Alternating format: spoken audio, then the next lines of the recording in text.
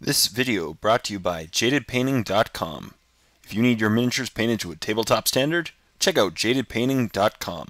So hey everyone, welcome to another review. As always, my name is Jay and today I'll be reviewing the new Eldar Codex. I'm going to do a multi-part review because I just don't want to talk for like an hour and bore you all. And that way I can cover a lot more detail about each thing, and it's going to be really cool. So yeah, my first impression. So this part is going to be part one of my the new Eldar Codex, and this I'm going to go over such things as Warlord traits and special rules, which there aren't that many actually, but they're very powerful. The new Warlord traits and special rules, as well as I'm going to go over the war gear that Eldar can bring. That way, when I discuss the leaders, the HQs, the elites, troops, fast, heavy, later on you can just link it back to what I'm saying now about these weapons, because they're pretty powerful. Some of these new guns are very powerful. I'm just going to go over some guns because most of them have actually stayed the same, but which ones are new, which ones are changed, improved, or worse. But yeah, so first we'll begin with page 25. Now I'm not going to show you the pages just for copyright rules, but they're Eldar special rules. One of them is called Ancient Doom. And Ancient Doom means a model with a special rule has the Hatred special rule against demons of Slaanesh or models with a mark of Slaanesh. Furthermore, when making fear tests, a unit containing at least one model with a special rule suffers a -1 penalty to its leadership if it is engaged in combat with a unit that contains at least one model with a mark of Slaanesh or the demon of Slaanesh. So essentially, they really hate Slaanesh, and they'll get the fear special rule. So when we make fear tests, sorry, they get a -1 leadership, but it combats that because they had hatred. So that's pretty cool right there. That's pretty interesting. Battle focus. Now this is another interesting special rule. Now battle focus to me is actually the coolest and is one of the coolest, but in my opinion, it's the best new special rule for the Eldar right now. I already played a battle report today, and we tried out battle focus, and it is very interesting, and it gives a lot of maneuverability and tactical advantages to the Eldar. It basically makes them kind of like Tau. Instead of jump, shoot, jump, it's move, shoot, run. So it's very interesting. So here we go, battle focus. A unit that contains only models with the battle focus special rule, and now to be fair, most of the new Eldar Codex has the battle focus special rule if they're infantry. And actually some of the other vehicles, it's a lot of stuff we'll go over later. So with the battle focus special rule, it can either shoot and then run, or run and then shoot in the same shooting phase. So you start by moving up, like 6 inches or 12 inches, whatever your movement is. Most of them apply to 6-inch movement infantry. So you can move up, and then you can use battle focus to shoot and then run, or run then shoot. And that alone creates a lot of interesting tactical maneuvers and advantages. Because if you're just outside of your range, let's say you have short range like Wraith Guard or Fire Dragons, you can advance them up to exactly where you need them and then shoot. And this could be done early in the game, like turn 1 or 2, where you're usually out of range with such short range weaponry. Or you can pull a Tau maneuver where you can then shoot at your opponent and then run out of the line of sight or give cover to yourselves. So you can get out of cover, shoot them, and then run back. It's very interesting and it's very powerful, I find. A model cannot run if it fired a heavy weapon during the same shooting phase unless there's the Relentless special rule. So I guess like Rangers, I'm guessing, I don't think Rangers have Relentless, so they can't pull the maneuver. But if they're shooting with their pistols, they can, as long as they don't shoot their sniper weapons. Similarly, a model cannot run, that has run, cannot then fire a heavy weapon. So you can't run and then shoot a heavy weapon, or shoot a heavy weapon and then run. That makes sense, because it breaks the core rules of the game. Models that cannot run gain no benefit from battle focus. That makes sense.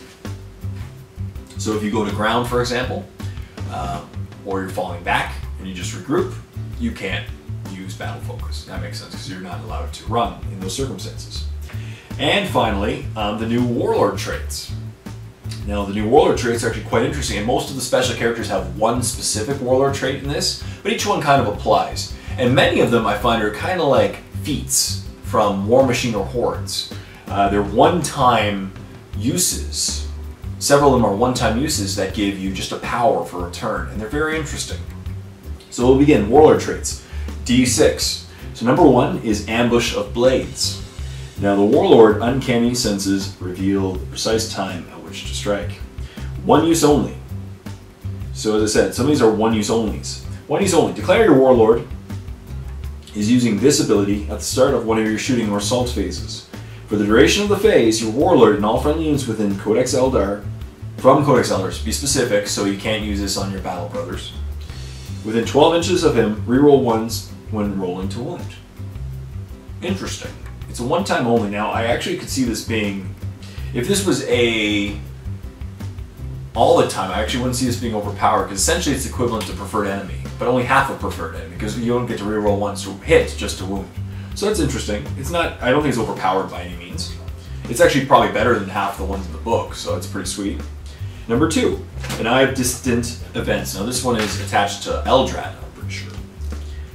One use only, once again. Declare your Warlord is using this ability at the start of an enemy shooting phase. For the duration of the phase, the Warlord and all friendly units within Codex Eldar, once again, can't use on Battle Brothers, within 12 inches of him have the Stealth special rule. So this is pretty sweet if you're against a very shooty army, such as Tau, Necrons, Imperial Guard, and especially if you don't get Night Fight turn 1, you can use this turn 1 and then essentially give yourself a kind of a Night Fighting advantage turn 1. Or, if you get Night Fighting turn 1, you can then declare this turn 2 and get Stealth. So that's pretty powerful. Essentially, it's just going to keep your guys alive a little bit longer so you get them in the right spot, get the guys where you need them to go, and eliminate the opponents in the correct fashion. Number 3, Falcon's Swiftness. The Warlord and those who travel in his wake possess astonishing grace and agility. The Warlord and his unit add 1 to the dice roll when determining how far they can run. This will normally be d6 plus 1. Okay, an extra inch never hurts. It's all good. Number 4, Fate's Messenger. The Warlord rerolls all saving throw results of 1. That's not bad at all. All failed ones. So especially if you give if your Warlord has a 2+ save or 3+ save. You know, a 2+ save or 3, yeah, exactly. So if it's Eldrad, for example, and he's not guided, or not guided, if he's not fortuned, you get to reroll your results of 1. Not bad at all. And that's for the entire game, so that's great. Especially if you, I don't know if there's any 2+ armor saves for the leaders, but I'll double check that later when I go over the HQs, but if that was possible, that'd be amazing. Number 5 is Mark of Incomparable Hunter. This one is attached to Illic, for example, who is a very good shooter. The Warlord has the split fire special. That's great. So you can put him in a squad full of other shooters, and then you don't have to waste their power or their shooting on a target that they're not matched well with. So that's great. You said to pass a leadership check, but most of the Warlords are leadership 9 or 10. And finally, Seer of the Shifting Vector. That's on a 6. Friendly units from Codex Eldar arriving by deep strike do not scatter as long as the first model placed is within 6 inches of the Warlord. So essentially your Warlord becomes a teleporter homer. Not bad. So that's great. Those are the special rules and the Warlord traits. And now we're just going to go over some of the weapons because they're good. Let's see. So, let me see here. Sorry. Some of the new weapons. There's distortion weapons. Now, this is one of the new additions to the Codex, is distortion weapons. Now, distortion weapons have the special ability Distort. Now, Distort is when rolling to wound against non-vehicle models with its weapon. On rolls of a 6, it automatically, regardless of the target's toughness, it wounds automatically, sorry. And has the instant death special roll. That's cool. So on a 6 to wound, it has instant death special roll. And it's automatically automatic wound. Now this is specifically important for the D-Scythe and Heavy D-Scythe, which are strength 4.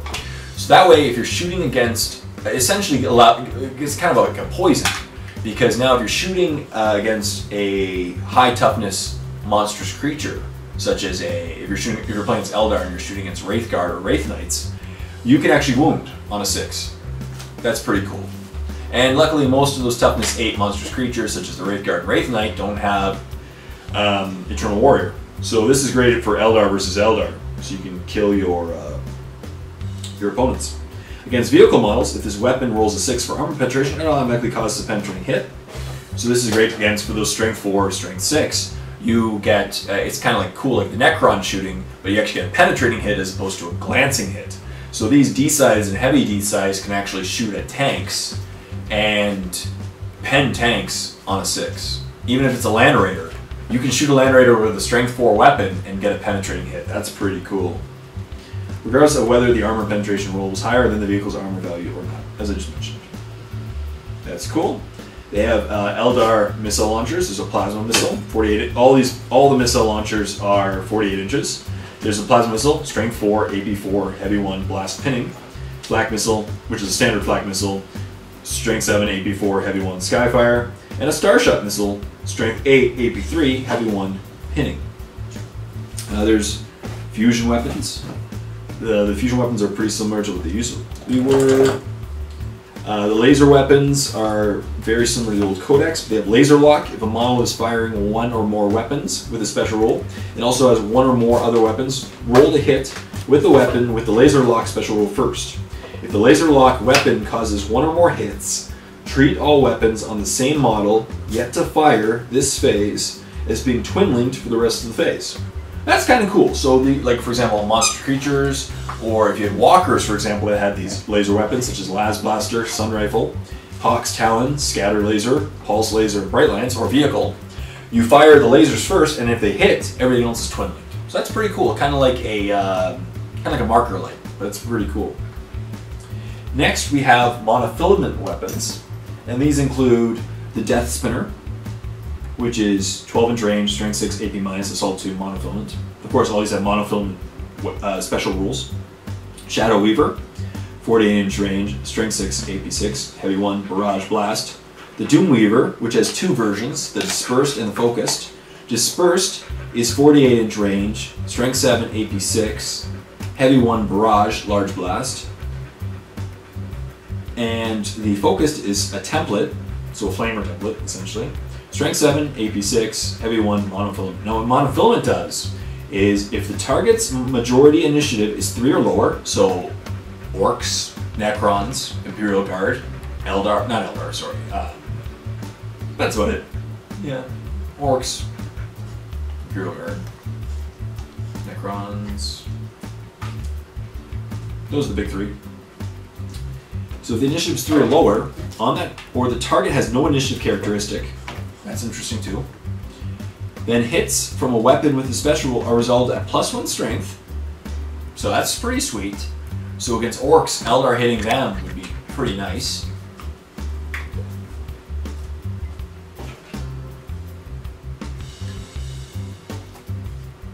And I think Rubik just moved on. Rubik. Out.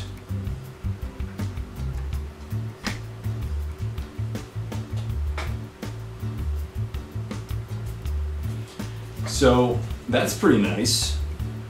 And then it says if 2 or more initiative characteristics are tied for majority, use the highest of those tied values. Additionally, if a 6 is rolled to wound with this weapon, the target is wounded automatically, and the wound is resolved at AP 1.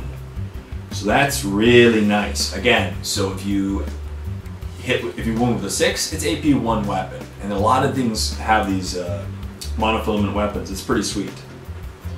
That's great for taking down Terminators, especially. That's going to be sweet. Next is the prism cannons. They're pretty similar, focused, dispersed, lance. There's the Ranger long rifle, and these have been changed in this. They no longer do different APs, I'm pretty sure. It just says 36-inch range, strength X, right, because it's sniper, so it just wounds on a 4+. AP 6, heavy 1, sniper. So now the Ranger long rifles no longer have the different, correct me if I'm wrong, but they no longer have the different APs depending on what you roll to hit. Cool. Next we have the Reaper launcher. The Reaper launcher. And it is a Starshot missile, 48-inch range, strength 8, AP 3, heavy 1 pinning.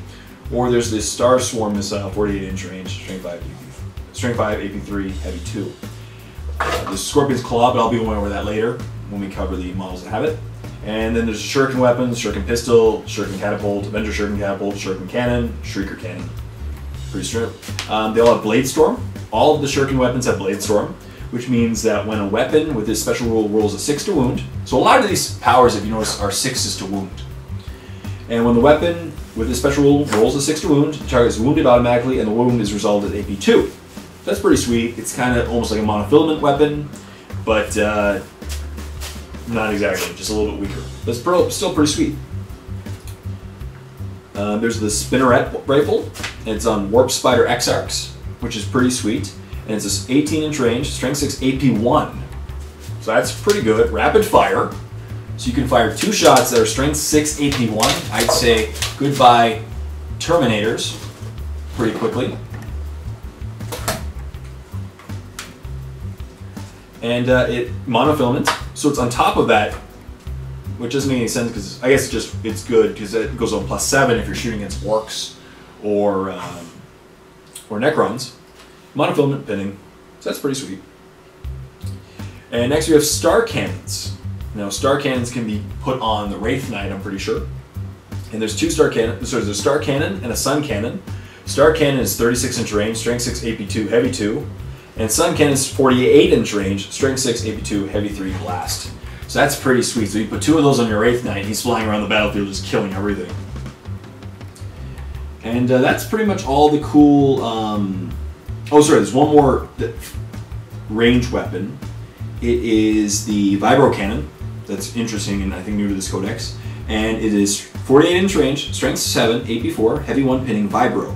If a unit is hit by 2 or more Vibro shots as part of the same unit's shooting attack, the strength of all Vibro hits is increased by 1 for each hit beyond the first, and the AP of all Vibro hits is reduced by 1 for each hit beyond the first. Strength cannot be raised above 10, and AP cannot be raised below 1. So that's cool. You have a bunch of Vibro cannons shooting at an opponent. If they all hit, like if 6 of them hit, they go up to strength 10 and AP 1. That's amazing, and it would just kill everything and instant kill a lot of things. That's really cool.